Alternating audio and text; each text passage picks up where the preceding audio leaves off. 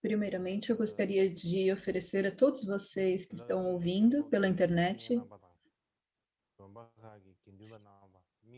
e a todos os lamas, os tulcos, os amigos espirituais, os membros da Sangha nos monastérios e particularmente as monjas nos monastérios femininos e todos os amigos de Dharma, homens e mulheres que estão me ouvindo pelo mundo e também os nossos amigos e parentes que moram ainda no Tibete. Eu gostaria de oferecer a todos vocês as minhas saudações. Nos últimos dias não foi possível dar ensinamentos. E a razão principal é que eu não estava me sentindo muito bem. E, além disso, por alguns dias, eu não estava podendo falar muito bem.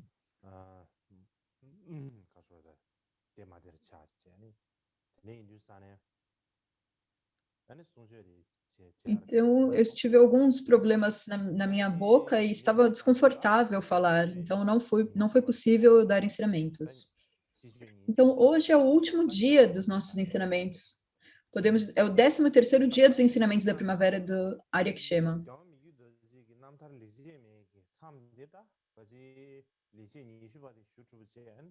Então,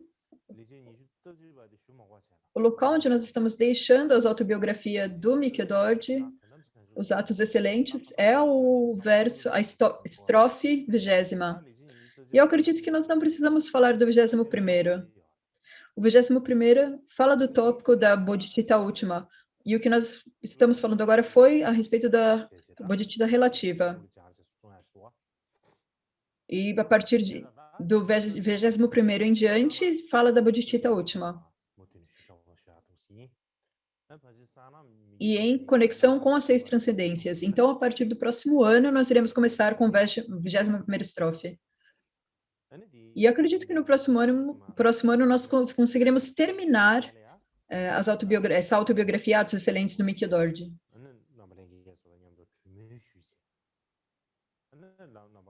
E também a autobiografia ele buscou minuciosamente. E então acredito que nós podemos falar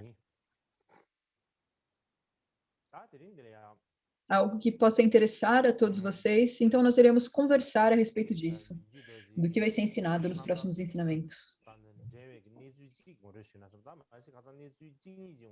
Então eu gostaria hoje de falar particularmente de algumas situações que estão ligadas ao Nantar, a história de liberação de Mikyo Dorji.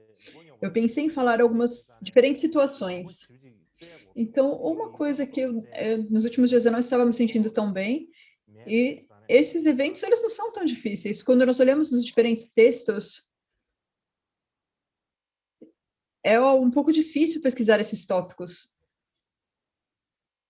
porque eles não estão todos reunidos em um só texto. 다들 미기도 남다 나노다 가서 샤마르 미치 연시 고지 쇼스남레 샤마르 시베기 연시 E nas histórias de liberação de Mikyo Dorji, eu gostaria de falar a respeito desse tópico da encarnação do Shamar Rinpoche. E uma vez eu encontrei esse documento, esse manuscrito, há uns anos atrás, mas agora eu não consigo encontrá-lo, eu não sei onde ele foi parar. Não importa o quanto eu pesquiso, quanto eu procuro, eu não consigo encontrá-lo. E há muitos textos que eu tenho na minha mente, mas que eu não consigo encontrá-lo. E eu não lembro exatamente o que estava nesse texto, mas no próximo ano, provavelmente, é melhor que eu fale a respeito disso somente no próximo ano. Então, hoje, o que eu gostaria de falar com vocês está relacionado às ações e à história de liberação de Mikyo Dorji, e particularmente agora que nós estamos com os ensinamentos da primavera para as monjas, então eu gostaria de falar particularmente me direcionando para as monjas. E como vocês sabem, houve várias conferências em Dharamsala a respeito do tema das bhiksunis e da ordenação de monjas. E há um documento que eu recebi, um documento de Tselen Natsorandro, e nós olhamos esse documento, e quando eu vi isso, É como que nós fomos todos surpreendidos por esse documento. E nós ficamos surpreendidos pelo fato que ele descreve como o próprio Mikidort, ele deu os votos de Bhikshuni. Então, é a respeito desse tópico que eu gostaria de falar hoje. Então, o título desse texto, ele é... Primeiro, eu gostaria de mostrar a vocês o manuscrito em tibetano. Aqui o texto, que é chamado Uma História de Como os Ensinamentos Foram Estabelecidos nos Monastérios de Tsele. E o que é dito nele é que a Jetsuma Koncho Tsoma, ela recebeu a ordenação completa do Sr. Mikidort, do Je Mikidort, e tornou-se uma Bhikshuni. E ela observou todas as regras meticulosamente, sem qualquer falha. E ela ensinou mais de 100 monjas no monastério de Shokan, vivendo uma longa vida e aperfeiçoando sua prática. Ela se tornou venerada por todos na região de Daklongo. Então, é aqui, é assim que isso é lido.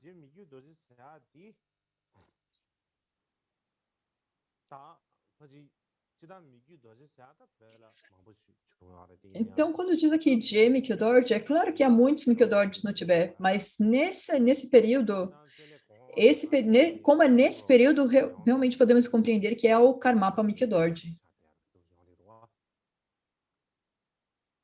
Porque os 3 monastérios de Tsele, todos eles também estavam relacionados com Mikidort. E também não é apenas que o Mikidort, ele deu a ordenação completa às monjas. Uma outra coisa que é surpreendente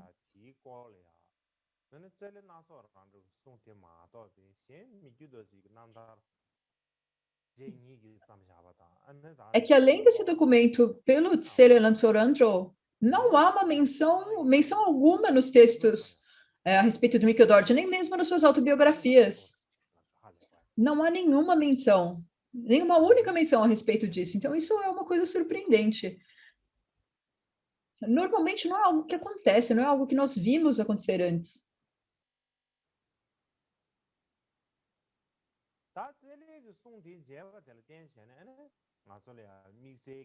Então, quando nós vimos esse texto de Tsele, então nós começamos a considerar qual seria a conexão, qual é a conexão entre Mikidort e a ordenação completa de Bhikshuni. E começamos a fazer novas pesquisas a respeito disso. Se fosse apenas que nós não tivéssemos prestado atenção antes, e encontrado isso. Porém, se nós prestarmos atenção, realmente há muitos pontos maiores e menores relacionados à ordenação das Bhikshunis na obra completa de Mikidort. E nos comentários de Vinaya, há discussões a respeito dos preceitos para Bhikshus e Bhikshunis, bem como preceitos de monges e monjas noviços. Mas isso não é tudo.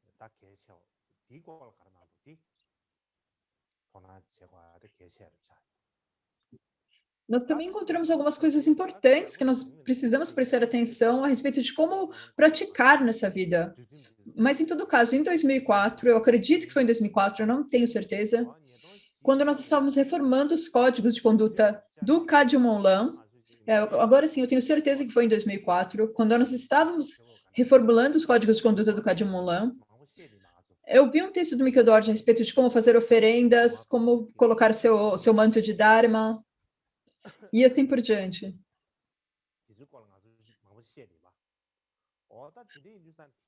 E nós falamos muito a respeito disso nessa época. Então, nesse período, eu fui capaz de ver uns textos do Vinaya, dos rituais de Vinaya, escrito pelo Mikidort, pelo 8º Karmapa. E nesse momento eu comecei a prestar atenção e ter mais interesse nos tópicos das Bhikshunis. E da mesma forma, no Kadjy Monlam, nós também preparamos uma área especial para que as Bhikshunis se sentassem. E também no Monlam nós tínhamos Bhikshus e Bhikshunis. Então, a causa principal para isso foi esse texto em particular. Esse texto dos rituais do Vinaya. E o que eu vi nesse texto, escrito pelo Mikhail Dorje sobre os rituais da Vinaya, particularmente o que eu vi, eu acredito que é bom mostrar a vocês o título do texto e uma passagem que está relacionada. Então, você terá uma boa ideia a respeito do que é esse texto. Então, o título do texto, ele diz: uma apresentação das moções da Sangha, moções para indivíduos relacionados à Sangha e moções para os indivíduos. Então, é realização do significado através do olhar. Então, basicamente, diz que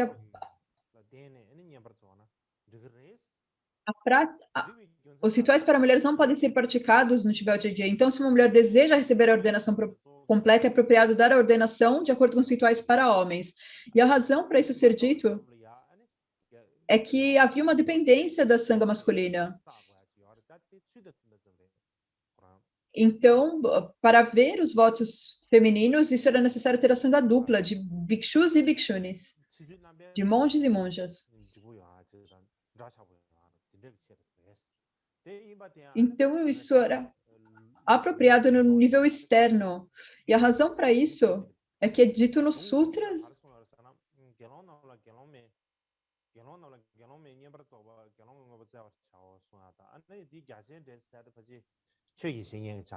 que as bhikshunis são principalmente baseadas na sanga masculina de bhikshus. Isso é escrito num comentário longo. Então, a reunião da sanga de bhikshunis é meramente de acordo com a tradição. E as ações realizadas por bhikshus e bhikshunis, quando são feitas por outros, não são incompletas. Portanto, os rituais para levar as mulheres à ordenação e dar-lhes ordenação completa com base nos rituais para os homens são, na maioria, semelhantes às dos homens. E são poucas diferenças que acontecem. Mas, em todo caso, o ponto principal dessa passagem escrita pelo Mikhail Dorje é que, como não havia sanga de bhikshunis no Tibete, se as mulheres elas quisessem se tornar bhikshunis, então a sanga de bhikshus, a sanga masculina, elas poderiam dar os votos para as mulheres. E o ritual, ele era baseado no mesmo ritual para homens. E há algumas passagens que precisam ser mudadas. Que eles falam de monjas noviças e assim por diante, e alguns pontos que deveriam ser mudados.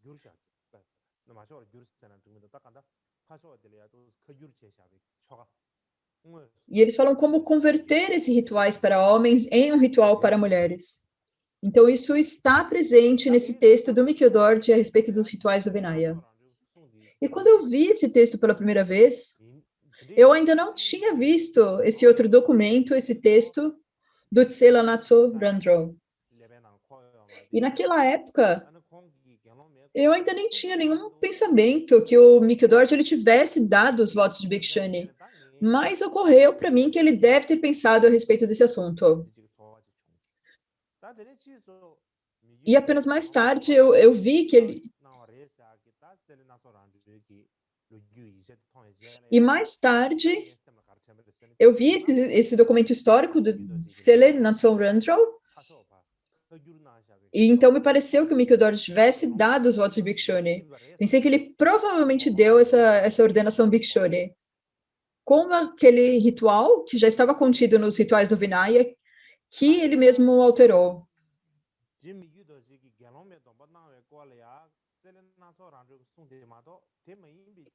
E agora, além dessa passagem de Tsele Natso Randro, existem pouquíssimas fontes a respeito do Mikhail Dorje dando os votos de Bhikshuni. Então, nós não podemos ter 100% de certeza que ele realmente deu a ordenação Bhikshuni. Não é possível determinar isso com 100% de certeza. Mas se nós prestarmos alguma atenção nisso, provavelmente está claro que havia alunos do Karmapa Mikhail Dorje que eram Bhikshunis. Isso está claro. E a razão para isso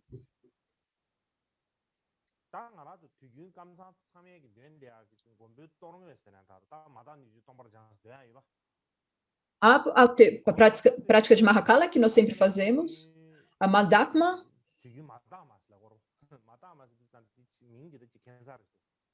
onde o mundo impuro é purificado na vacuidade e assim por diante.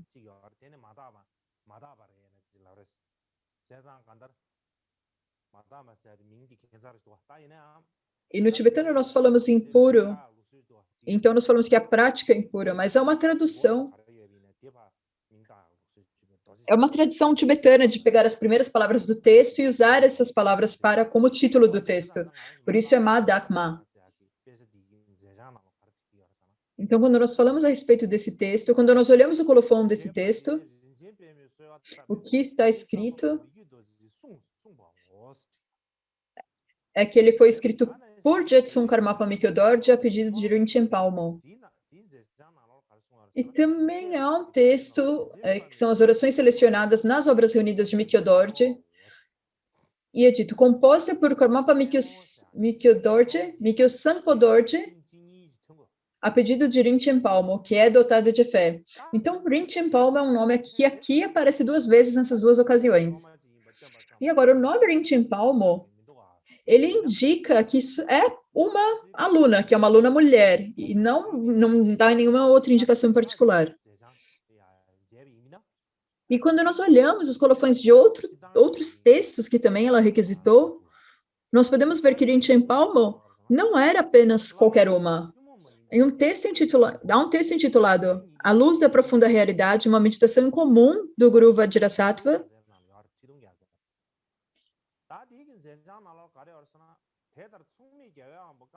E o que o colofão desse texto, ele diz, aqui esta meditação em comum sobre o Guru Vajrasattva da tradição oral de Gyewan Karmapa foi escrita com algumas notas como um lembrete sobre a meditação para Shakya Bhikshuni com uma mente fiel e devotada, Rinchen Palmo. Então, Rinchen Palmo, então ela não era apenas qualquer uma. Está claro aqui que ela era uma Bhikshuni. E o que é um pouco frustrante nesse ponto é que nós não temos nenhum detalhe, nenhum relato a respeito da vida de Rinchen Palmo. No entanto, nas canções reunidas de Palmo Tsulachima, chamado A Guirlanda das Palavras Secretas, o Tesouro das Canções Vajra,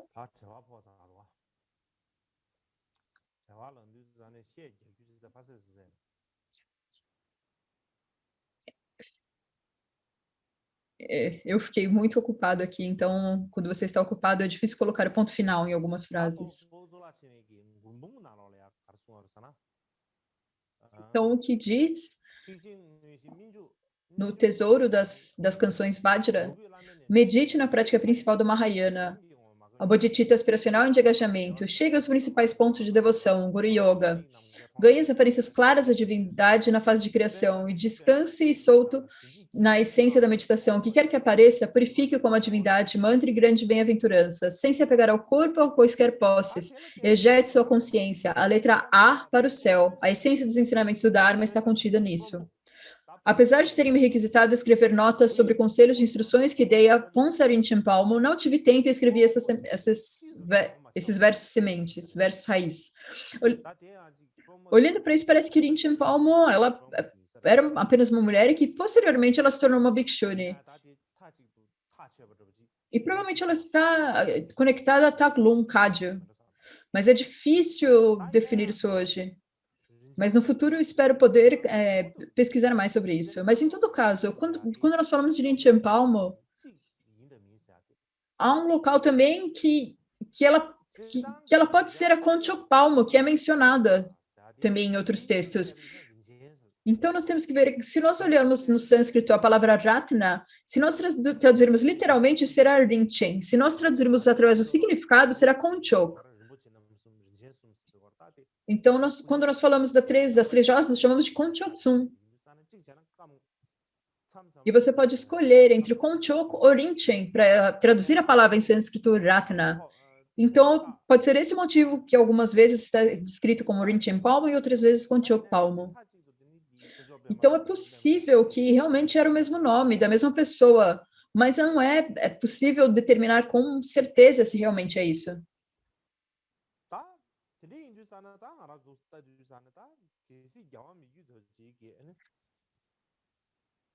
E aqui, quando nós olhamos para isso, se o Karmapa Mikyo Dorje, ele deu a ordenação Bhikshuni,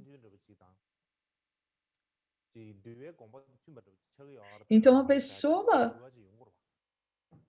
A questão é, quando ele deu a ordenação Bhikshuni, isso era algo impróprio, isso era correto, estava de acordo com o Vinaya? Então, normalmente nós temos que pensar nisso, em termos históricos, há duas maneiras de uma mulher se tornar uma bhikshuni, seja por meio de uma ordenação com a sanga dupla ou por uma sanga única. Então, essas duas maneiras diferentes. Mas as bhikshunis, elas apareceram no Tibete, elas eram ordenadas apenas por uma sanga única. Isso é, uma sanga apenas masculina. E eu acredito que há mais relatos a respeito disso, histórico. Mais relatos históricos a respeito disso. Mas um ponto importante aqui é que o primeiro relato dessa situação, quando nós pensamos na disseminação inicial do Dharma no Tibete e das primeiras ordenações no Tibete, então, quando nós pensamos quando o Dharma primeiro espalhou no Tibete, foi na época do rei Songtsen Gampo. Então, algumas pessoas dizem que foi na época de outros reis, outros imperadores.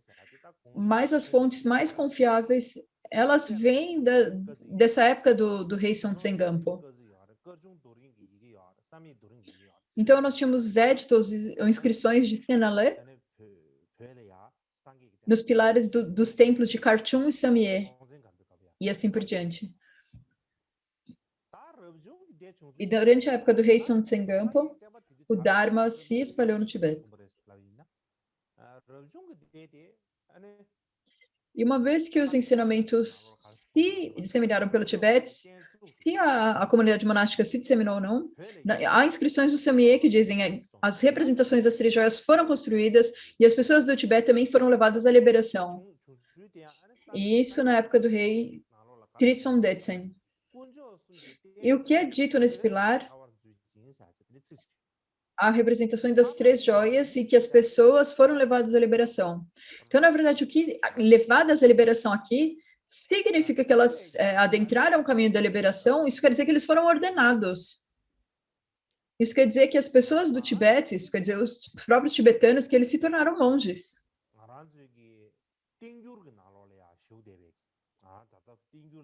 E da mesma forma, no Tenjur, há uma seção para cartas, certo? Isso eu acredito que está nessa seção de cartas do Tenjur. E é uma carta resumindo o que valorizar. E no Tibete é dito que não havia nem mesmo a palavra Bhikshu. E então o senhor Bodhisattva Trison Denzen encontrou o verdadeiro Dharma. 다 당연히 체체 간에 체성 변화하고만 다 배양 거들만 시험 비서베.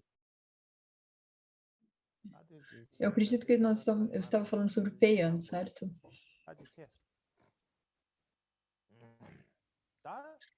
Mas em todo caso, eu perdi a conexão. Então, no Tenjur, há essa carta enviada por Bapayan, que diz: o que é dito no colofão dessa carta é que no Tibete, no passado, não havia nem mesmo a palavra Bhikshu. Então, durante o Bodhisattva Trison Denzen, ele encontrou o verdadeiro Dharma e o glorioso imperador despertou a fé e disse: aquele que foi ordenado deu o nome do monastério de Payan. Então, uma outra evidência disso havia um antigo manuscrito das Crônicas de Ba. Isso é um texto histórico muito antigo do Tibete, e há muitas diferentes inscrições para isso. Então, uma crônica antiga de Ba, que é encontrada em Drepung. Eu acredito que isso é originalmente Gompo Tse Lakan. E aqui, alguns dizem que durante a época de Songtsen Gampo, o tradutor Sambota Chokidzo e outros também foram ordenados.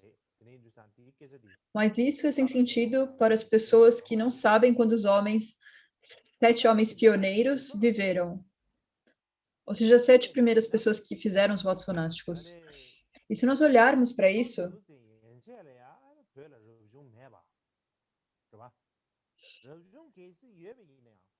Isso diz que não havia monásticos antes da época do imperador Songtsen-Gampo. Mesmo que havia monges chineses ou monásticos de outras regiões vivendo no Tibete, não havia monásticos tibetanos. Não havia uma sanga tibetana ainda que se desenvolveu nessa época.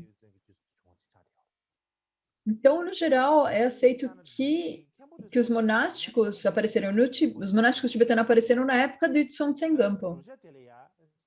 Foram ordenados, aliás, no tempo de Trisong Detsen, e não no tempo de Songtsen Gampo.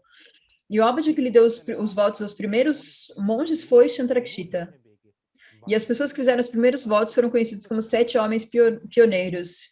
E num antigo manuscrito, também das Crônicas de Ba, o que está escrito lá é que na lua cheia do primeiro mês da primavera do ano das ovelhas, os 7 de Shinshakya Prabha, Talan Legdrup, Parvarutsana, Shanglabu, Shabu Konglen e Wayeshe Wangpo tomaram os votos com o mestre Shantarakshita.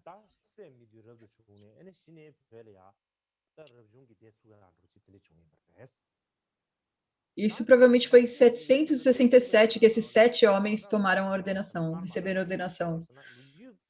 E o que é diferente aqui, uma coisa específica, é que ele também dá algumas histórias que mencionam isso. E o que ele diz é que o Shantarakshita era da escola Tamarachatya. E por que essa escola Tamarachatya era uma escola, linhagem comumente não era uma escola aceita comumente no Tibete. Então, algumas pessoas elas diziam que eles tomaram a ordenação com Dhanashila, que esses 7 homens pioneiros, eles tomaram a ordenação com Dhanashila, foi ele que ordenou Palgi Yeshe. E dizem que Palgi Yeshe era o primeiro monge. Mas essa Crônicas de Bali refuta isso, que as pessoas que dizem isso, elas realmente não entendem o significado dos 7 homens pioneiros. Mas o que nós podemos ver a partir disso é que as pessoas afirmaram que o Shantarakshita não era o Abaji que ordenou esses primeiros monges. Mas, em todo caso, quando nós falamos dos 7 homens pioneiros, quando nós pensamos quando eles foram ordenados, foi quando houve o início da sanga monástica. Mas, em todo caso, naquela época, havia apenas homens sendo ordenados. Mas esse não é o caso, na verdade. Haviam muitas mulheres também que receberam ordenação, como eu mencionei antes, nesse texto Crônicas de Ba. Então, diz que Garchen Sai e Anchupje ordenaram 300 discípulos. E em alguns documentos também é dito que em alguns documentos históricos, depois que Samye foi construído, mas isso foi antes dele ter uma cerimônia de abertura e ser consagrado. Durante essa época, Wa Saunang foi ordenado e recebeu o nome de Yeshe Wangpo. E então, no ano das ovelhas, então foi durante este ano,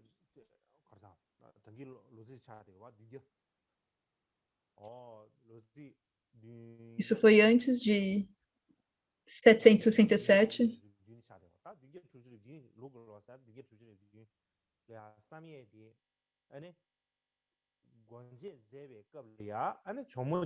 Então, foi durante este ano das ovelhas de 777, durante os rituais da grande consagração, o Aratna, que era o Abaji, ele deu ordenação a Chen Chigyal, e 100 outros discípulos foram ordenados. Então, aqui nos dá 2 situações diferentes.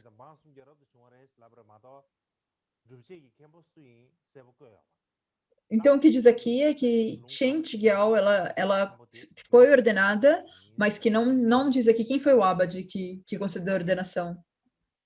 E nessa época, o Kempo desse local era o Aratna. Mas por essa razão, posteriormente no Tibete,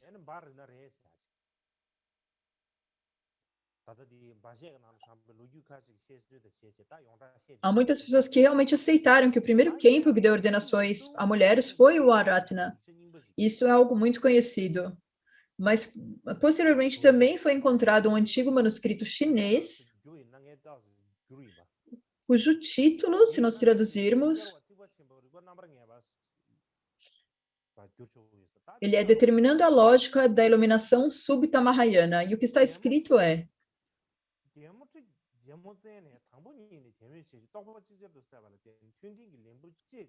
a rainha Tri Djemotsetten tinha grande fé e devoção desde o início e alcançou o despertar em um único instante. Ela, portanto, cortou o seu próprio cabelo preto profundo e usava um manto cor de açafrão. A joia da disciplina imaculada elaminou a mandala em seu coração e, através da água límpida do Samadhi, percebeu a natureza do Zen. Essa ação não pode ser exemplificada nem mesmo por um lótus não maculado pela lama. O mestre era hábil em meios para domar seres, então ela sempre ensinou ao irmão do despertar Trinamnamsa e a mais de 300 esposas de ministros do Dharma Mahayana. Todos eles foram ordenados em um dado momento. Que diferença existe entre isso e Mahapradipati? Então, o que está sendo dito nesse texto é que a rainha Tri Djemotsetten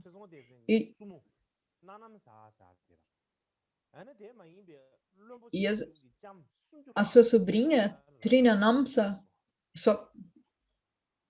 e também mais de 300 esposas, todas elas foram ordenadas. Mas nesse texto não é claramente indicado quem era o Abba Mahayana que as ordenou. Mas por que está dizendo que os ensinamentos era a causa delas receberem ordenação? Então eu vejo uma grande conexão entre o Abba Mahayana e elas. Então, quando nós comparamos isso com as crônicas de Ba e também o texto das certezas, que fala de quando nós comparamos esses textos, a primeira Bhikshuni que recebeu ordenação foi a rainha Tri Djamotsen.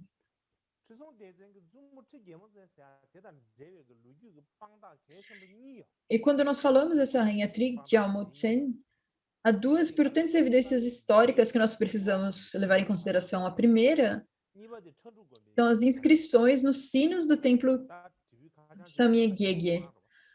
E o segundo são as inscrições. Isso são as inscrições no sino, no próprio sino. E o outro no templo Tragdruk. Então, as inscrições que estão escritas nos sinos, elas não estão muito claras. E ao templo Samyegye, isso provavelmente foi escrito antes do Tritson Detsen, antes da rainha Tri Djamotsetten, que era a rainha do Tritson Detsen, ter sido ordenada. E o segundo foi escrito provavelmente após a ordenação. Então, essa é a primeira inscrição que está no templo Samyegye. E no tibetano é chamado pelo nome de John.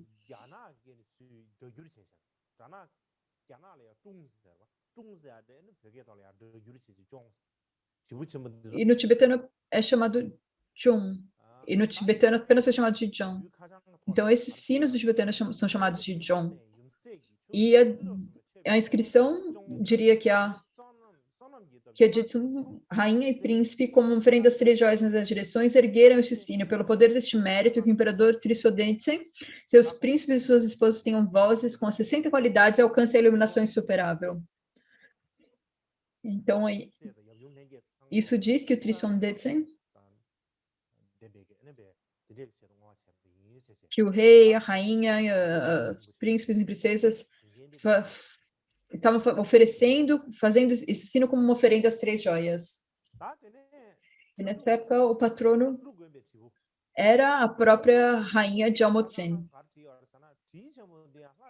E o que está escrito nesse sino, no templo de Tragduk, é que esse grande sino era muito conhecido no templo do imperador Tritson Detsen. A fim de inspirar todos os seres sentientes à virtude, como o som dos tambores dos deuses que ouvem no céu, este sino foi patrocinado por Joma Jamchup e lançado por Khenpo Gyal Bhikshu Rinchen.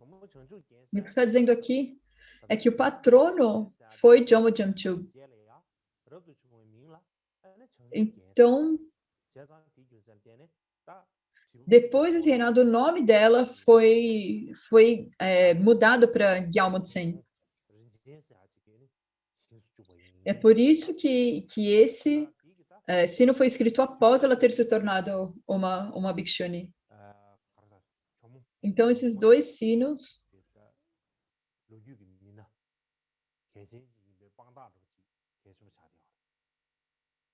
eles são uma evidência de que a rainha Tri Gyalmo Tsen, ou a monja Jomo Jamchu, era uma figura histórica muito importante, muito relevante.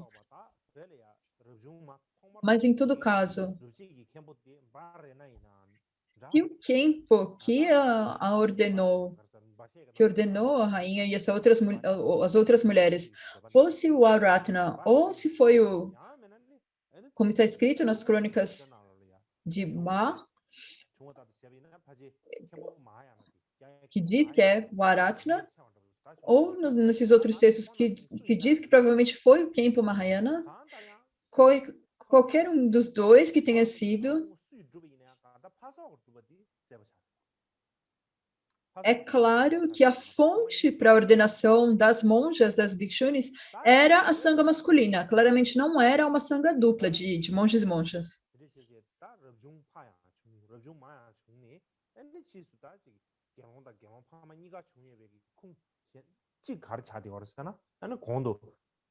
E uma outra fonte que indica que havia bhikshus masculinos e femininos nessa época é chamado a Carta Resumindo que Valorizar, enviada por Ba Wang, que mencionei anteriormente. E ela é a Carta Resumindo que Valorizar que eu mencionei antes. E é dito, agora dê instruções aos bhikshus, noviços e bhikshunis que receberam ordenação. Então, diz que particularmente você deve dar instruções aos bhikshunis. Ele escreveu isso. E quando ele diz isso, ele enviou isso para os tibetanos. E por que ele mandou isso para os tibetanos? Isso é claro que havia bhikshunis no Tibete. Se não havia bhikshunis, se não havia monges com ordenação completa, então ele não teria o porquê escrever que era necessário dar instruções às bhikshunis. Então, o que está claro aqui é que havia sanga feminina e masculina, e que a ordenação era dada pela sanga masculina. Aqui, acredito que isso está muito claro. E agora nós teremos 30 minutos de pausa.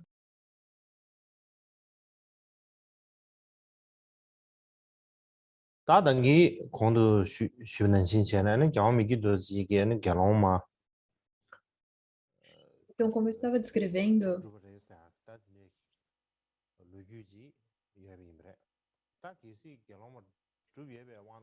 há um relato do Karmapa Dorje que ele deu a ordenação Bhikshuni. Se ele deu tal ordenação, nós podemos pensar qual é a história, o pano de fundo dessa história. E o contexto disso é como que as pessoas tomaram ordenação, como elas se tornaram bhikshus e bhikshunis. E a próxima história é relacionada também com esses eventos no Tibete. E isso aconteceu provavelmente por volta do século X, quando a disseminação posterior dos ensinamentos se deu início no Tibete. Então, uma antiga inscrição de Lama Yesheo, que diz que se as mulheres pudessem se tornar as bhikshunis, ao invés de impedi-las, elas deviam ser enviadas para a liberação e um centro de Dharma deveria ser construído para elas. Então, é isso que diz, que todas as esposas de ministros que pudessem se tornar bhikshunis, elas não deviam ser impedidas.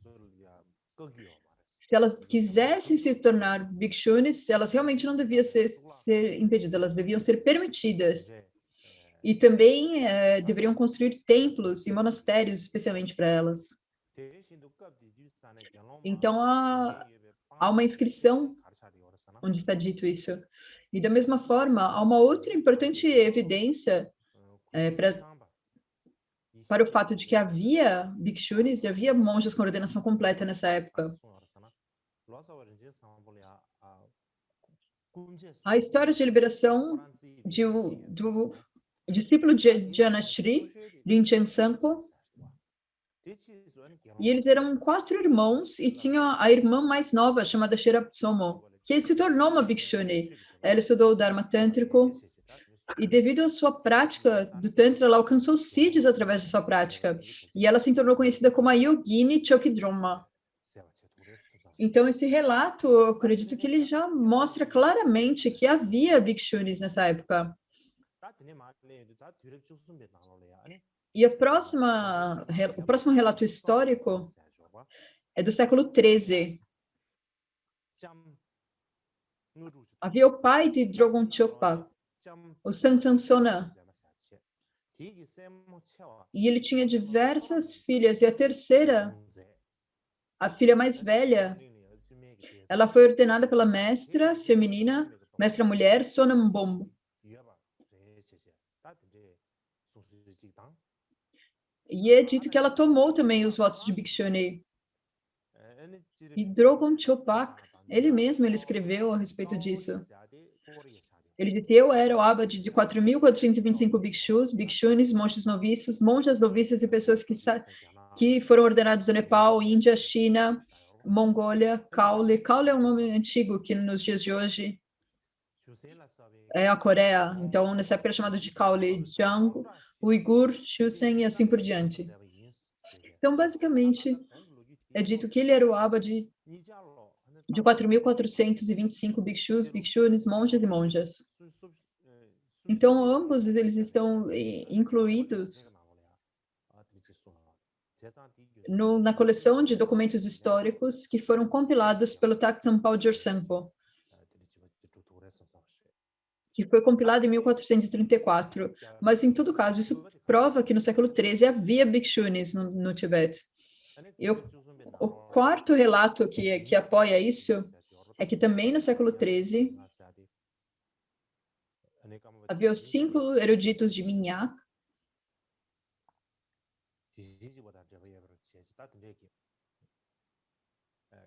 e eles eram conectados ao Karmapa de Shinchepa.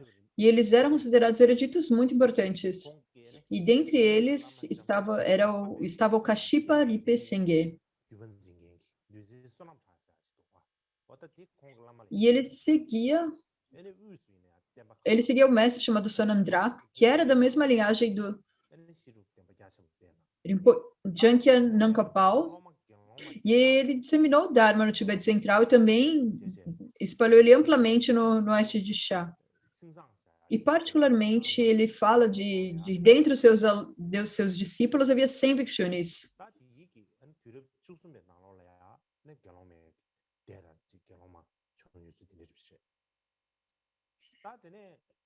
E isso está de acordo com as histórias de liberação escritas pelo seu discípulo, Shensang. E o quinto relato é que no século XV havia um mestre de Vinaya chamado Nankasonam. E ele era muito conhecido nessa época.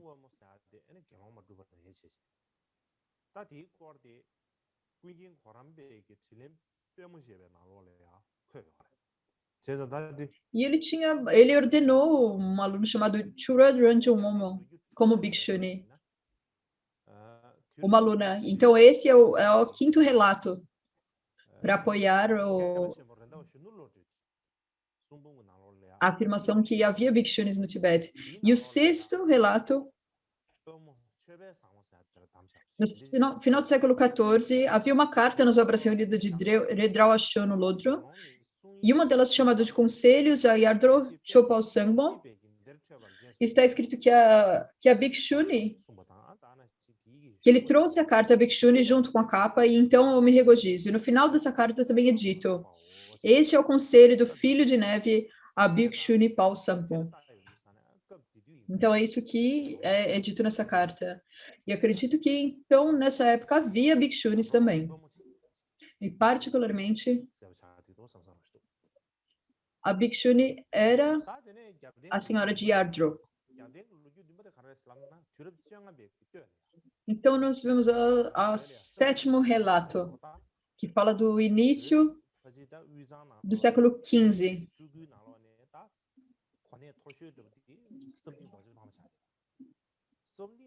E fala de Sandawa Chokten Palmo. Então ela era reconhecida como uma emanação de Vajravahari. Shakyamuni também foi ordenada como Bhikshuni. E ela era uma aluna de Budram Penchen. E não apenas isso, ela tomou os votos de noviças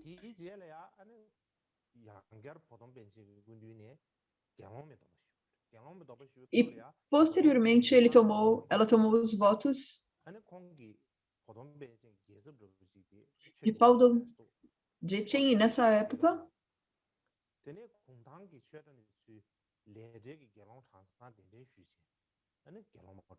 então Bundran Jema era o Khenpo e o seu representante, era ele quem era o responsável por dar as ordenações de Bhikshunis, as ordenações completas.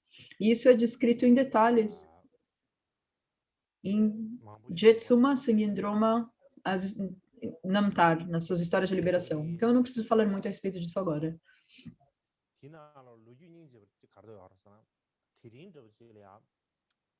E há uma história muito interessante lá, onde diz que Chokin Troma, depois ela se tornou uma Bhikshuni, no dia seguinte,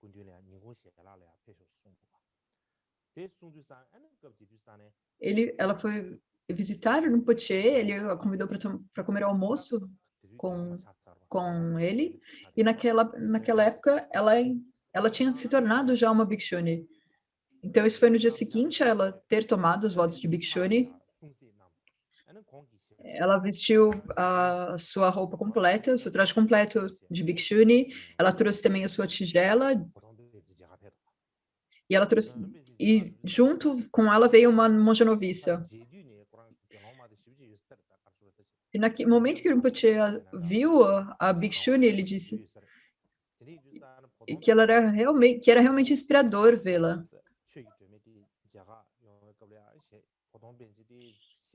Então, quando ele viu ela chegando para visitá-lo, ele começou a sorrir, e o que ele disse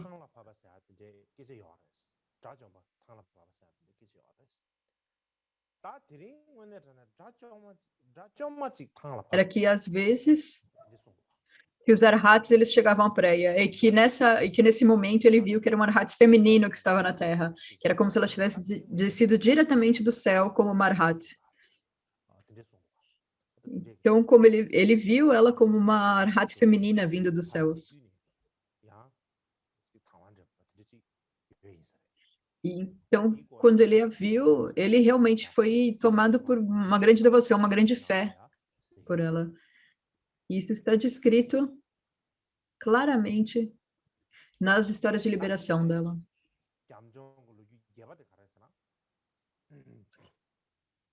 E a oitava história de apoio é que no início do século XV havia uma mulher chamada Sandrawa Shakya Chokdema e ela foi ordenada.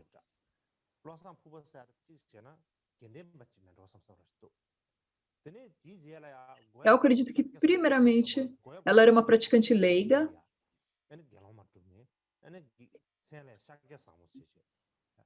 Então, ela se tornou uma Bhikshuni e recebeu o nome de Shakya Chokden. Esse foi o nome que ela recebeu como monja, como Bhikshuni. E ela recebeu ensinamentos do Khenpo.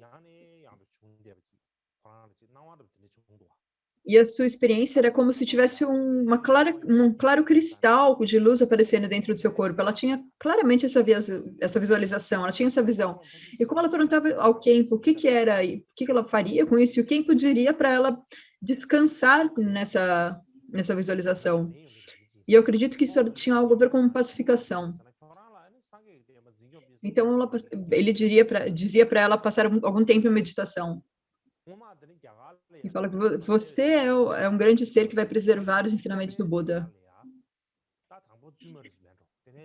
E no passado, na Índia, havia uma mulher que se tornou, que era uma monja e se tornou uma praticante leiga.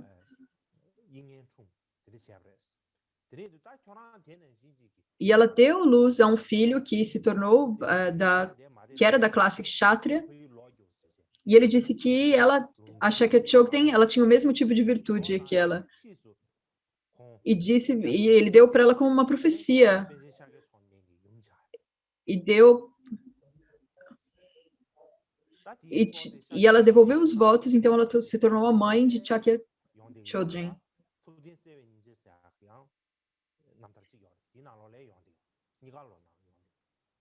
E isso está descrito nas histórias de liberação que esclarece os ensinamentos de Buda. Então, essa é a 8ª história. E a 9ª história é que ela acontece no meio do século XV. Quando Pancha Shakya Chokden tinha 62 anos, é dito que Gyama Chodropalmola foi ordenado Bhikshu, e Shakya Chokden era o Khenpo, e Chena Dubial era o mestre do ritual.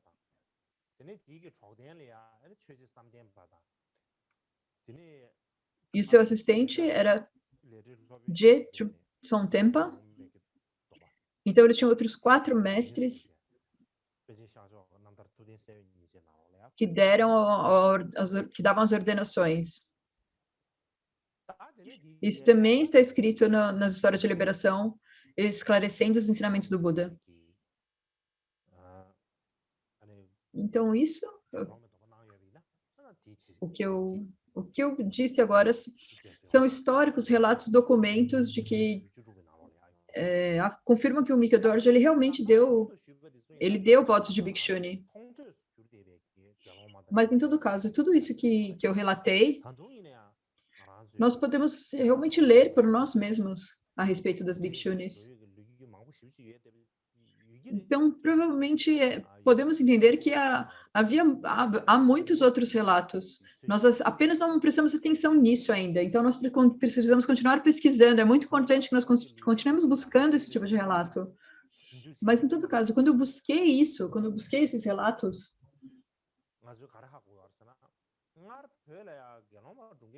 o que eu pude compreender a partir deles é que a maioria das pessoas que receberam a ordenação de Bhikshunis eram de famílias de um status muito alto. Eles eram famílias de lamas, famílias nobres. Esse era o principal tipo de mulher que recebia a ordenação.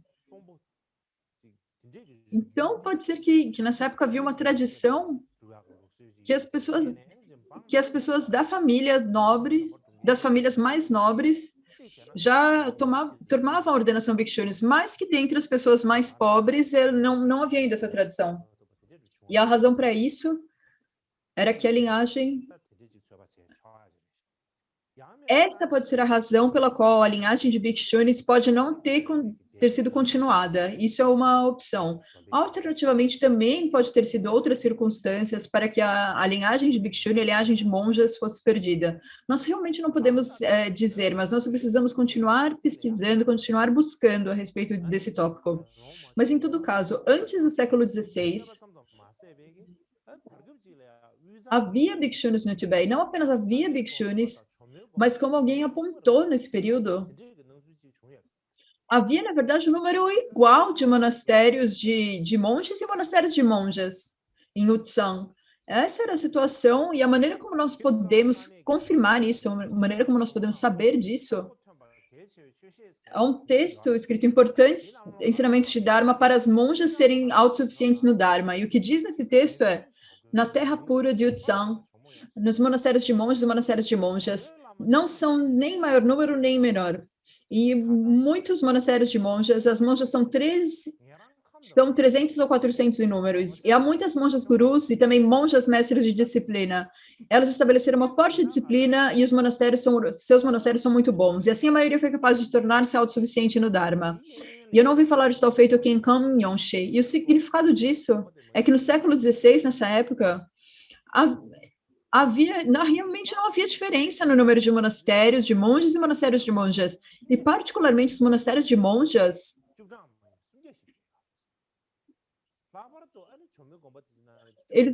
eles não eram apenas 300 ou 400, particularmente haviam muitas monjas e mestres de disciplinas e gurus que eram monjas, muitas lamas monjas. E a razão para isso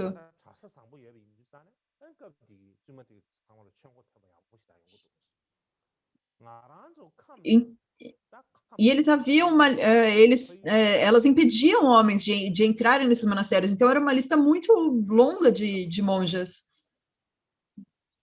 que eram lamas e mestres de disciplina.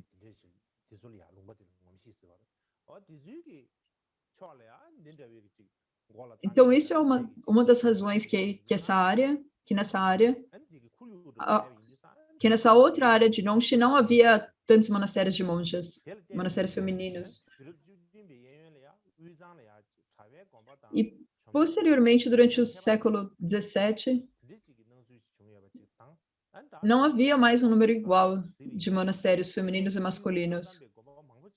O que nós vemos muito em diversas histórias é que muitos monastérios Kadampas, eles foram convertidos em monastérios femininos. Então, durante um período, não havia diferença no número de monges e monjas. E os ensinamentos das monjas, ele realmente tinha se propagado amplamente. Mas, posteriormente, houve alguma mudança nas questões políticas de Yutzang. Então, começou a haver hostilidades em relação às monjas. Então, acredito que algumas pessoas começaram a olhar com um ar superior às monjas. Foi nessa época que eles começaram a falar que se houvesse monjas, iria fazer maus ensinamentos. Então, isso foi devido a mudanças políticas. Essa foi a principal razão para o declínio dos monastérios femininos nessa época. Mas isso, então, foi no século XVI. E durante essa época, a comunidade de monjas realmente floresceu. Mas olhando nesses relatos que eu mencionei anteriormente, havia os votos de Bhikshuni no Tibete. E provavelmente cerca de 98% dessas ordenações, elas eram dadas pelos bhikshus, pela comunidade, pela sangha masculina.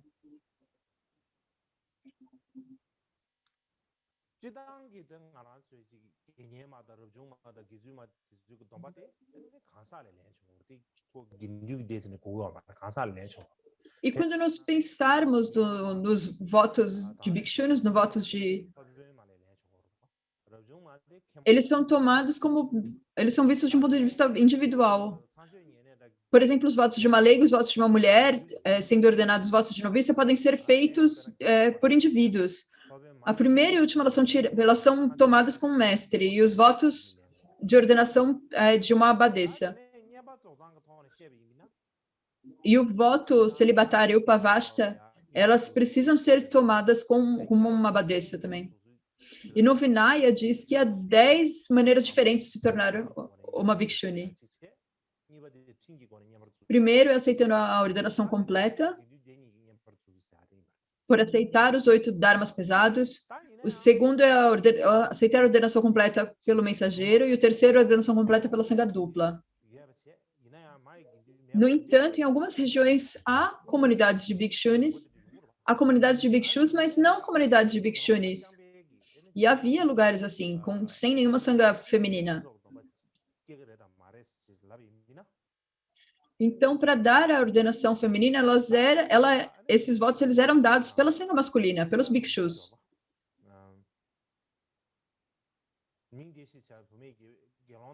E nos tópicos menores do Vinaya, olha esse tópico. Saiba que a mulher chamada dessa forma, que tomou a ordenação com os bhikshus, foi totalmente ordenada e se tornou uma bhikshuni.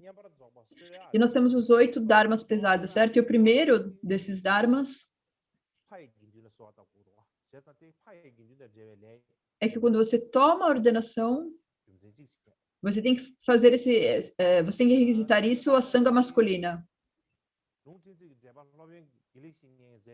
E da mesma forma, há também um comentário a respeito dos tópicos menores do Vinaya, do mestre Gelek Shenyin, e ele diz que dizer que os bhikshus excluem as bhikshunis, ele diz que isso significa que quando a ordenação bhikshuni é tomada apenas pela sanga de bhikshus e não pela sanga de bhikshunis, é esse o significado. E também no outro comentário sobre o Vinaya Sutras, ele diz que se uma monja em treinamento é totalmente ordenada com um ritual para bhikshus, porque a sanga bhikshu é primária, então a reunião da sanga de bhikshunis será meramente de acordo com a tradição. Então, por exemplo, se você tomar a ordenação completa com a sanga masculina, se é uma ordenação válida, isso sim é uma ordenação válida. Porque se você tomar uma ordenação... Geralmente, para tomar uma ordenação bhikshuni, você tem que ter a sanga dupla, de homens e mulheres. Porém, a sanga masculina de bhikshu sozinha, elas também podem dar a ordenação bhikshuni. Então, ambas são ordenações válidas para as bhikshunis. E da mesma forma, no Tibete, o mais conhecido comentário do Vinaya é de Tsonoma. E ele diz, se houver se as bhikshunis não forem encontradas, é permitida a sanga de bhikshuni masculina dar os preceitos de uma monja em treinamento. E da mesma forma, em todas as 4, Sakya, Gelupa, Kadya e Nyingma, os homens agem como se o Abad para ordenações de mestre para as noviças, que dão votos para as noviças, é comumente aceito. Então, se não houvesse uma maneira de realizar os votos de forma perfeita e sem falhas de um bhikshu homem, ou se não pudesse receber a ordenação de mulheres no Tibete, então não haveria uma maneira de ter a ordenação. Isso haveria o perigo de dizer que nunca... E com isso, nós poderíamos afirmar que nunca haveria monjas no Tibete, depois apenas nesse formato. E também no capítulo sobre o retiro das chuvas é mencionado que os bhikshus, eles ordenavam monjas em treinamento e com os votos de celibatárias upavashta. E da mesma forma, o Sutra Mahaprajapati, traduzido para o chinês, ele diz...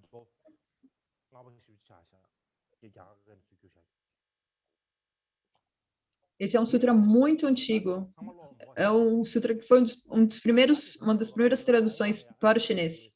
E o ponto principal aqui, ele diz que no futuro, após o Buda passar para o Parinirvana,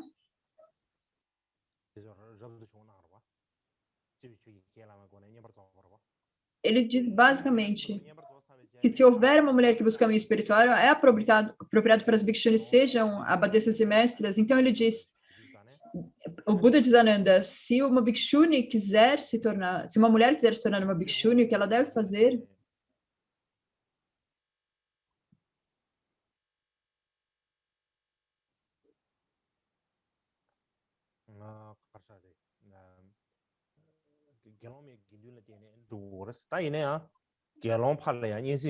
elas deveriam ser ordenadas por outras bhikshunis, mas elas também podem ser ordenadas pela sanga de bhikshus, pela sanga masculina. E eu não preciso entrar muito em detalhes nisso. No entanto, ele diz que ele perguntou se isso, por essas razões, era apropriado que as bhikshunis sejam abadesas e mestras? Era possível que elas fossem abadesas e mestras? E o Buda diz que se a bhikshuni ela mesma é a Khenpo, o mestre, isso é apropriado. Todo mundo pensa que é necessário ter um mestre, um Khenpo para uma bhikshuni, mas o Buda diz que uma bhikshuni pode ser. E uma bhikshuni pode dar os votos. E se não tiver os bhikshunis, os bhikshus também podem dar os votos completos. E esse é o Sutra Mahaprajapati, que é muito importante e muito antigo.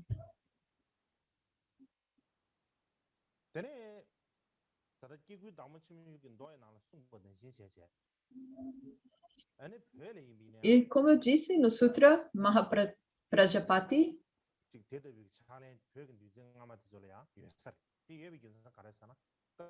parece que essa prática ocorria no Tibete.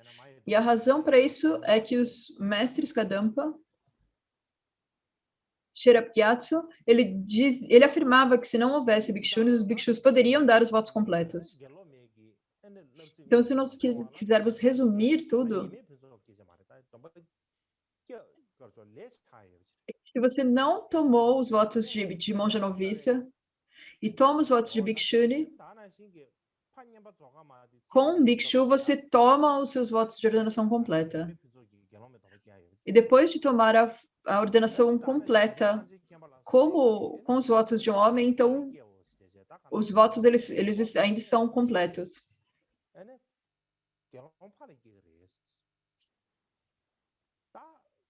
E a base, no geral, dos votos, ela é feita pela sanga masculina. E a maioria dos eruditos, eles vão concordar que os votos, eles surgem da sanga masculina.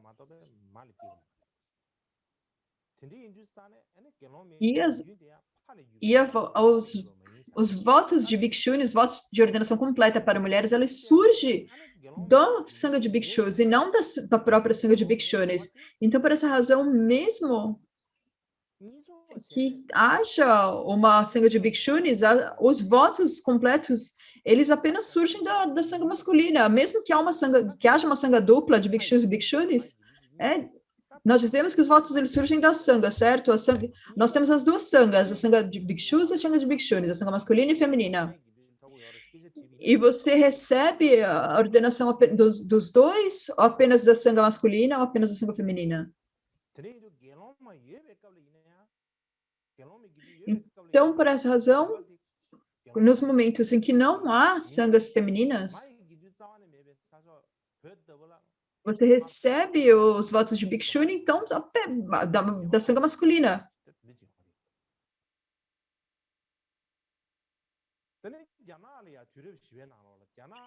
E da mesma forma, na China, no século IV, quando o Dharma ele se espalhou primeiro para a China no século IV, e no Tibete foi no século VIII, certo?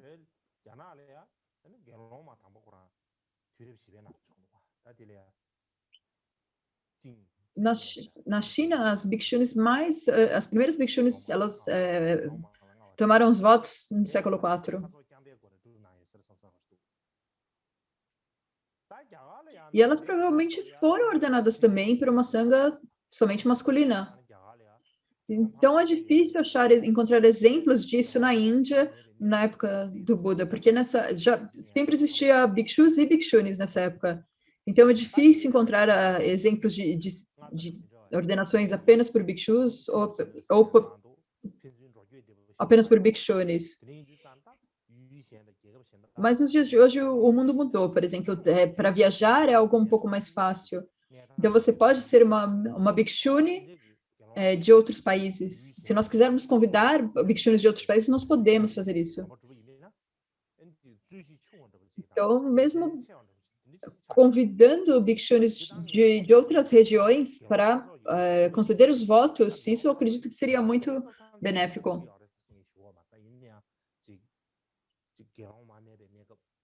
E mesmo que seja dito que os votos de bhikshunis não podem ser dados pela sanga masculina, não é realmente sempre o caso. Se é possível ter um indivíduo que tem os votos de bhikshuni para conceder os votos, se nós tivermos a sanga dupla, se nós tivermos bhikshus e bhikshunis, monges e monjas, então eu acredito que essa é a melhor situação. Quando eu olho a partir dessa perspectiva, me parece que isso está bem. No entanto, há uma pequena disputa a respeito disso. Se você tem os votos de bhikshunis de uma outra tradição, de um outro país, então é dito que isso é menos benéfico. Então, há alguns anos, eu convidei algumas bhikshunis de Taiwan para irem a Bodh Gaya para dar os votos de noviça às monjas tibetanas. Então, eu tinha esse programa, essa atividade que correu muito bem. E no futuro, da mesma forma, quando a pandemia acabar, nós novamente poderemos viajar com muita facilidade. E eu gostaria também de convidar bhikshunis de outras tradições de outros países, porque, e em particular, aquelas que tomaram os votos de novícia e os votos de monge em treinamento. No futuro, eu gostaria de fazer isso acontecer o quanto for possível. E na nossa prática, na nossa linhagem prática, esse tópico da ordenação de bhikshunis, a ordenação monástica completa feminina, se você acredita que isso é algo que eu posso decidir completamente por mim mesmo, isso não é. E durante o Kao de Goncho, em Bodh Gaya, e todos os alunos, eles se juntaram, eles tiveram conferências e falaram sobre o Vinaya. Nós tivemos diversas dessas conferências.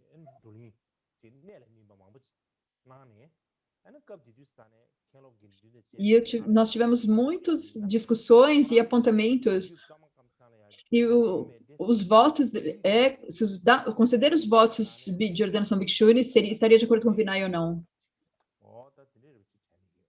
Então, e eles me pediram que eu deveria instituir a ordenação Bhikshuni na Karma Kansang, e assim eu tenho servido conforme me foi pedido.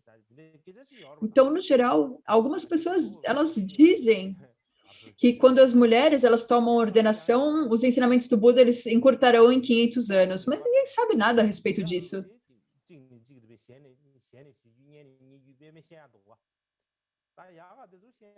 Nós não sabemos nada a respeito do que é bom, mas quando nós ouvimos alguma coisa ruim dessa forma, e então todo mundo fala a respeito disso, mas a respeito das coisas boas, nós não sabemos nada. Mas há esse tipo de discussão. E nós falamos a respeito disso, mas nunca há uma oportunidade para ouvirmos uma resposta.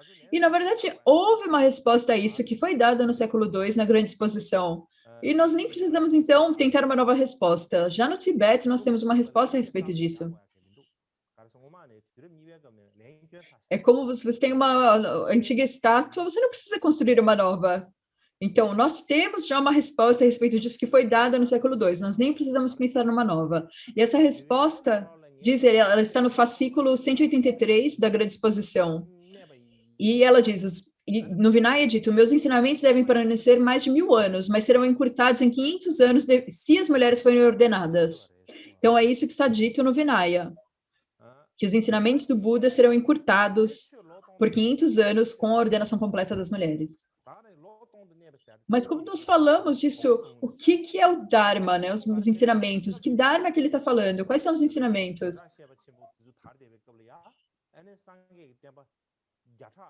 Então, uma outra...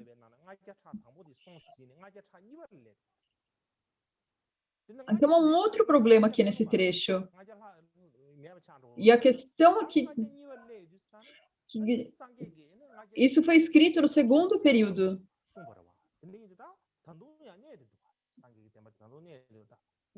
Então, como foi dito, o Buda já disse que o verdadeiro Dharma ele encurtaria 500 anos, mas os ensinamentos ainda continuam. Então, por que o Buda disse isso?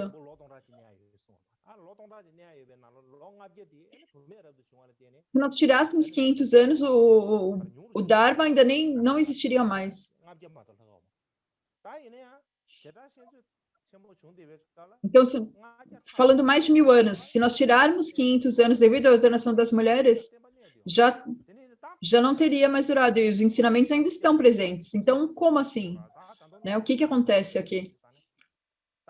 O Buda disse que os ensinamentos seriam encurtados por 500 anos, mas então por que os ensinamentos ainda estão aqui? Então, há duas respostas diferentes que foram dadas a essa questão. E uma desses comentários, ele diz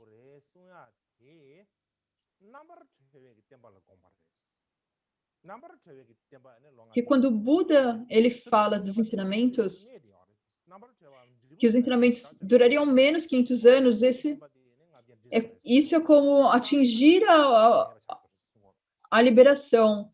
Isso é em relação à liberação estável. Não, isso não está falando em relação aos ensinamentos, a duração dos ensinamentos, mas isso é o período que as pessoas atingiriam a liberação de Arhat. E eu acredito que a segunda parte dessa explicação é melhor. E o que é dito é que nessa época, Nessa época que as mulheres elas tomavam a ordenação, elas aceitavam os 8 dharmas respeitáveis. Então, se elas não aceitassem os dharmas respeitáveis, então os ensinamentos encurtariam. Mas já que eles aceitaram esses 8 dharmas respeitáveis, os ensinamentos não foram encurtados.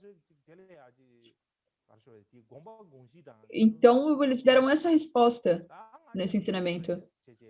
Mas se nós não entendermos o ponto do qual eles estão falando aqui que os ensinamentos iriam cortar por 500 anos, então eu acredito que isso não vai estar de acordo com os ensinamentos. Se nós apenas pensarmos que são 500 anos que serão encurtados.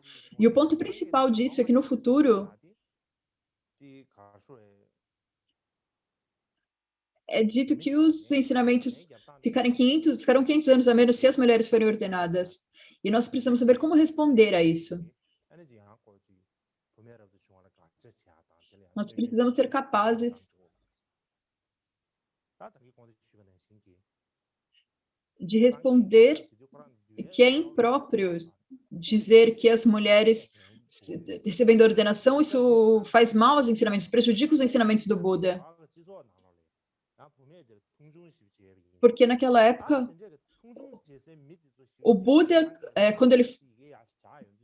o Buda ele não tinha muita escolha, porque naquela época, na Índia, as mulheres elas eram vistas como uma posição muito baixa. Então, num primeiro momento, o Buda ele não tinha muita escolha, porque ele realmente mudou a maneira como ele mudaria a maneira como as coisas, como as pessoas veriam o Buda. Então, isso mudaria a maneira que as próprias pessoas iriam ver o Buda.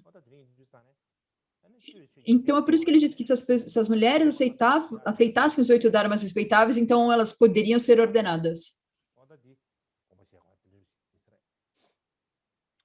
Então, não há encurtamento dos ensinamentos em 500 anos por elas terem aceitado esses dharmas. Então, eu acredito que é dessa forma que nós devemos compreender. E esse, basicamente, é o final dos nossos ensinamentos de primavera. É assim que nós iremos terminar os nossos ensinamentos.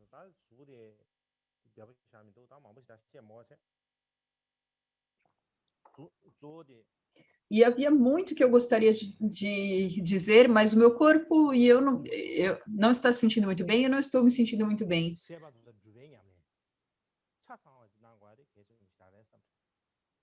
E então, nos nossos monastérios femininos, é importante que nós fazemos ambas, a prática e o estudo. Nós fizemos prática e estudo em sessões separadas, mas, na verdade, se alguém está buscando a liberação, estudo e liberação, estudo e prática têm que ser unificados, tem que estar em união completa. Não é como alguém apenas estudando não pode praticar e alguém que está praticando não deve estudar. É como um pássaro voando no céu. Se um pássaro ele usa apenas uma asa, ele não pode voar. Então, para alcançar a liberação, é a mesma coisa. Você precisa ter as 2 asas, você precisa ter a união do estudo e da prática. Então, por essa razão, os monastérios femininos, elas estão estudando os textos filosóficos e esse estudo é extremamente importante. Se nós não conhecermos os textos, se nós não sabermos o que nós precisamos adotar, o que nós precisamos abandonar, nós nem saberemos como praticar. Se nós não sabemos colocar os ensinamentos na prática, então como você pode fazer isso? É como não é possível. Se você vai fazer a prática, você precisa saber como fazer a prática. Então, por essa razão, todas as monjas, você não discrimina entre as monjas que estão estudando e as monjas que estão praticando. Todas precisam estudar, todas. E as mulheres em geral, as monjas, no passado elas não tinham muitas oportunidades. Elas não tinham as mesmas oportunidades que os monges tinham. Então havia muitas dificuldades para elas. E uma razão para isso, uma das razões principais, é que muitas das monjas, na verdade, nem tinham muito interesse nos estudos.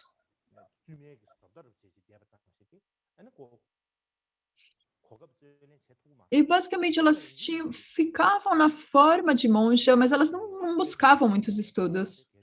Então, você realmente precisa, é extremamente importante que nós estudemos os textos de filosofia. E o objetivo para estudar os textos filosóficos é para a prática, é para domar o seu próprio contínuo mental e para ser capaz de trazer benefícios para todos os seres sencientes. E trazer benefícios, isso não quer dizer prover as pessoas com comida e roupa. É claro que isso é responsabilidade também. Mas o objetivo para estudar os textos filosóficos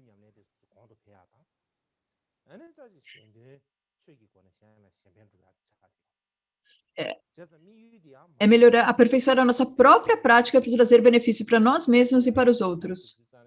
Você precisa ter esse objetivo. Quando nós falamos a respeito de estudar a filosofia no Shedra, é como, parece que nós estamos falando como ir para a escola.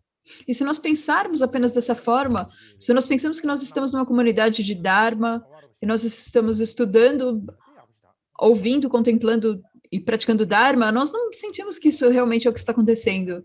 Eu acredito que isso não é muito bom. E eu gostaria de tomar a oportunidade para dizer tudo isso a vocês hoje.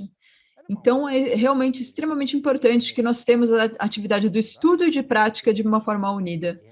E, se for possível, no futuro, os nossos monastérios femininos serão grandes ornamentos para os ensinamentos do Buda Dharma. E esses monastérios serão um grande campo para a felicidade dos seres sencientes. Então, isso é tudo por agora. E agora nós teremos as preces de dedicação.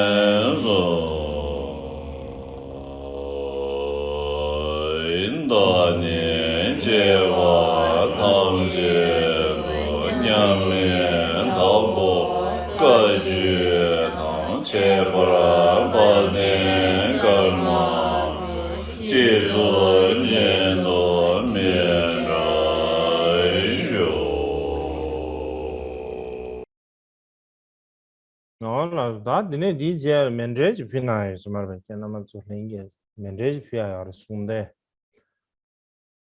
Agora nós teremos uma oferenda de mandala sendo oferecida. Primeiro nós faremos a oferenda de mandala. E vocês têm algumas coisas importantes para dizer. Então, primeiro, a oferenda de mandala. Uma oferenda de mandala curta, por favor.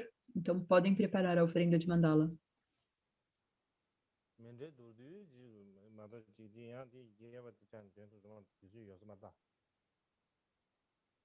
Por favor, recitem a curta, porque nós não temos tempo para a oferenda de mandala longa hoje.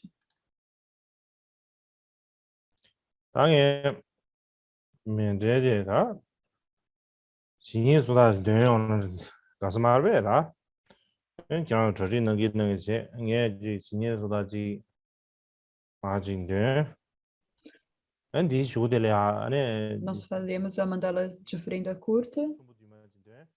E você pode fazer a sua oferenda e após isso, após a oferenda,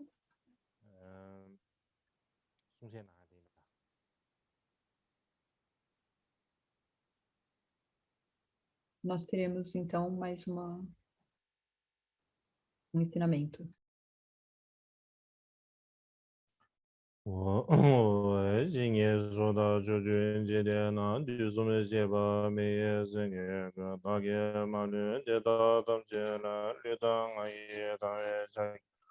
上坡这边面了蛮多的，给叫我当这一个我送到新个对年绿了白的吧，也叫我跟了好多下。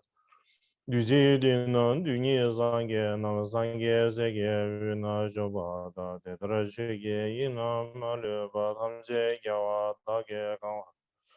铁当我把米子叫做那养个人了，叫做这个人叫我跟个人的了去去，叫我来去把他们这大概。没多那么，今晚那么那新年那么就我多少。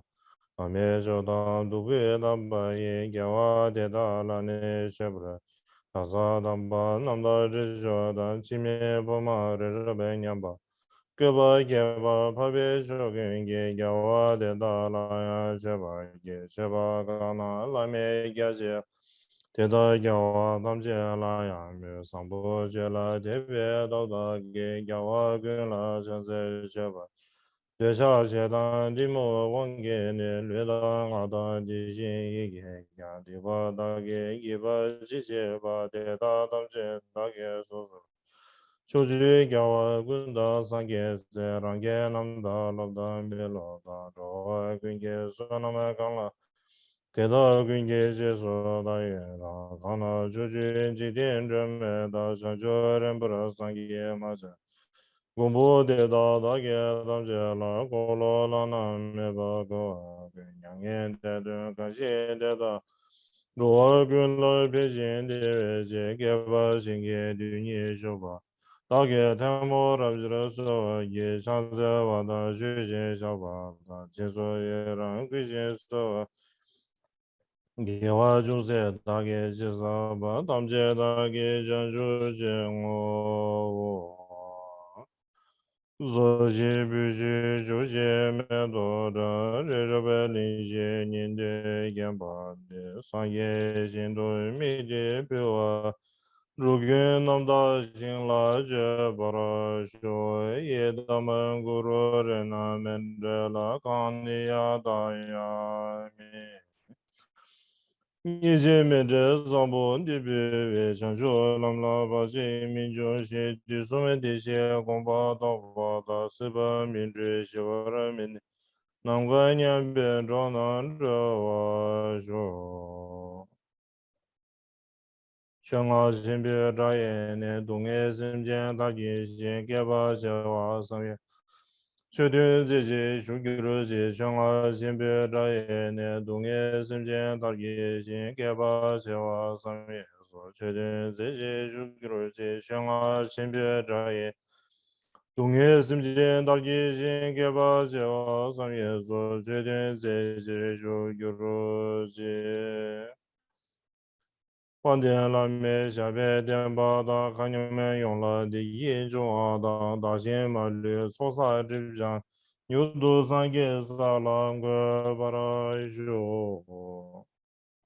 Aso. Tadi jara di Sungsena de Sumare. Sungsena é hora dela. Hoje é Santa.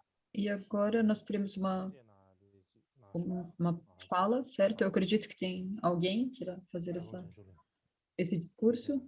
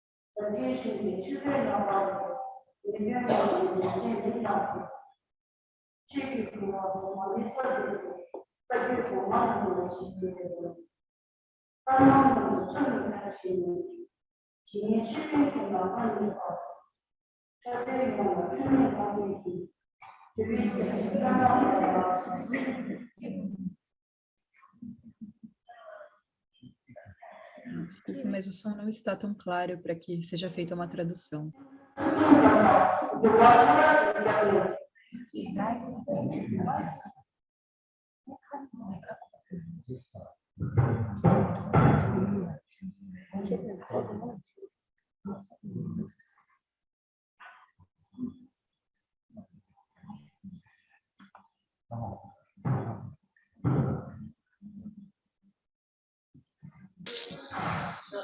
Jinula danda di kunzo ki microphone di zoom nal gyumidu.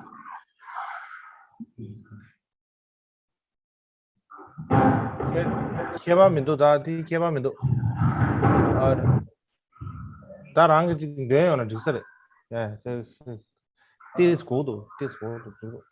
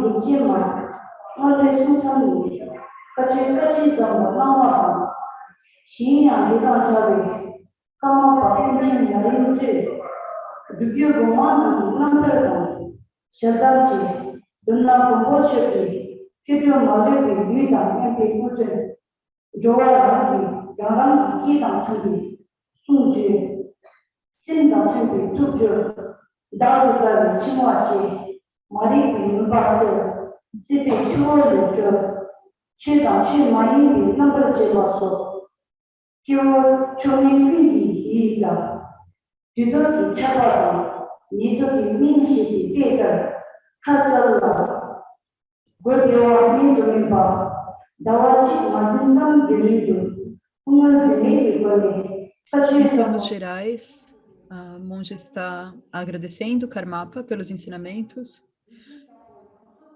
agradecendo pelos ensinamentos a respeito da vida de Mikyo Dorje e de outros mestres. E nesse tempo que é tão necessário receber tais ensinamentos.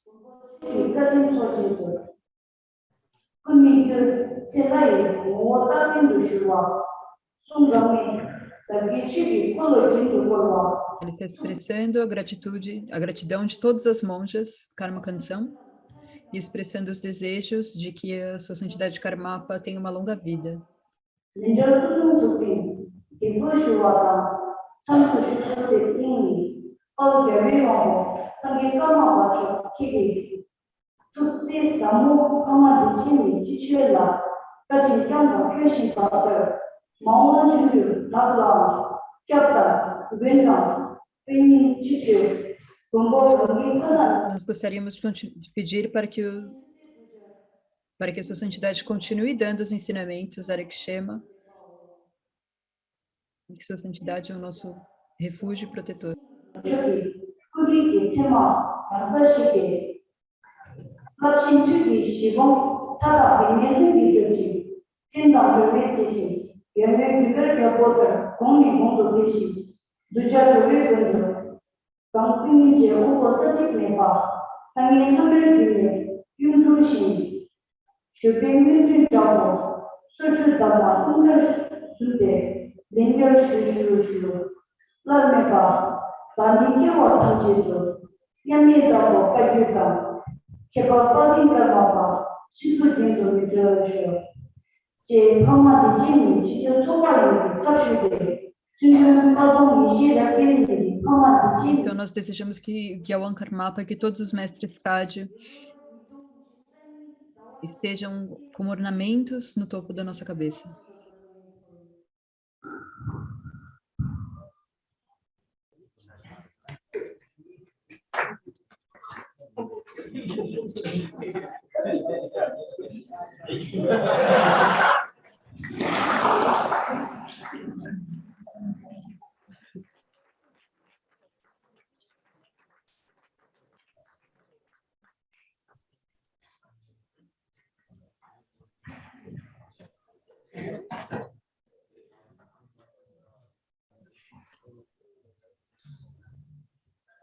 다음